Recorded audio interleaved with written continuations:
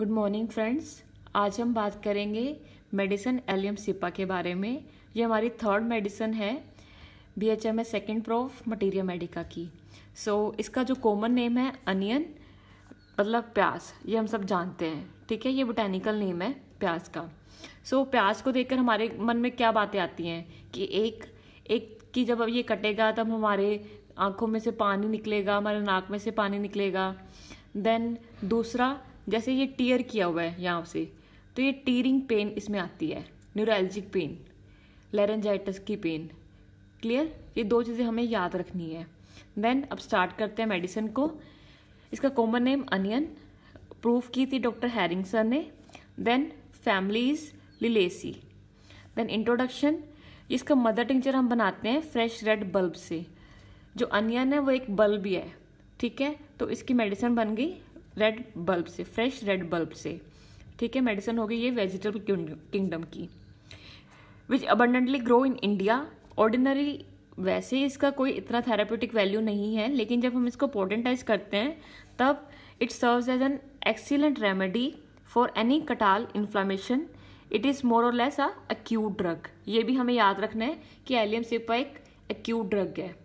Clinically catarrh, cold, coryza, cough, इन सब चीज़ों में हम इसको यूज़ करते हैं। Clear? Then sphere of action, इसका मेन एक्शन कहाँ है? कंजक्टाइवा पे, म्यूकस मेम्ब्रेन पे। म्यूकस मेम्ब्रेन किसकी? Nose, respiratory tract, intestine, nerves and veins. Clear? Then pathogenesis, basically ये क्या करती है? इरिटेशन करती है conjunctiva and mucous membrane of nose, respiratory and GI tract की, producing acute catarrhal inflammation and profuse discharge. It also causes neuralgia and inflammation of veins. जैसे हमने बताया कि उसकी टेयरिंग पेन हो रही थी यहाँ पे, तो ये न्यूरैल्जिक पेन्स भी कॉज करती है। देन कॉन्स्टिट्यूशन, एक्यूट ड्रग है हमारी, तो इसका कॉन्स्टिट्यूशन इतना इम्पोर्टेंट नहीं है, लेकिन जो पेशेंट होगा वो बहुत ही ज़्यादा गर्म, वेरी हॉट, और इसका म्याजम कौन सा है? Psoric miasm in the background. Clear? Then guiding symptoms, first of all ये लेफ्ट साइडेड मेडिसिन है। इसको हम कैसे याद रख सकते हैं? जैसे ये एलियम है, इसका जो एल है, इसके नाम से हम इसको लेफ्ट याद रख सकते हैं। Clear? Symptoms go from left to right. Clear?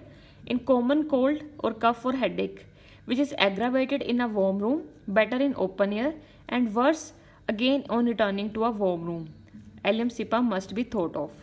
Like कोई भी कॉमन कोल्ड और कफ वगैरह है, हेडेक वगैरह है, पेशेंट को क्या है, वार्म रूम में प्रॉब्लम हो रही है, एग्रावेशन हो रही है, और वो बाहर जब जाता है, that is open air, better होता है ओपन एयर में।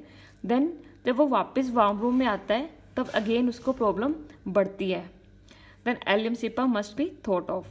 Then third, profuse watery and acrid nasal discharge and profuse bland lacrimation. इसमें क्या होता है कि एक्रिड नेसल डिस्चार्ज है, ये हमें याद रखना है कि एक्रिड नेसल डिस्चार्ज है, जो नेजल से निकल रहा है डिस्चार्ज वो एक्रिड है, जो जलन क्रिएट कर रहा है, जो हमें प्रॉब्लम क्रिएट कर रहा है। लेकिन जो लैक्रिमेशन हो रही है, जो आंख में से आंसू निकल रहे हैं, वो ब्लैंड है। क्लियर? ये बिल्कुल ही रिवर्स है यूफ्रेजिया के। यूफ्रेजिया में नेजल डिस्चार्ज ब्लैंड होता है और जबकि लैक्रिमेशन एक्रिड होती है। ये हमारा वाइवा का क्वेश्चन बन सकता है इसमें। क्लियर? देन इसमें डिजायर फॉर रॉ अनियन, कच्चा प्याज खाने की ज़्यादा इच्छा होती है। Clear? Then aggravation in warm room and in the evening. Warm room में हमने देखा था कि एग्रावेशन हो रही है और इन द इवनिंग में भी एग्रावेशन हो रही है।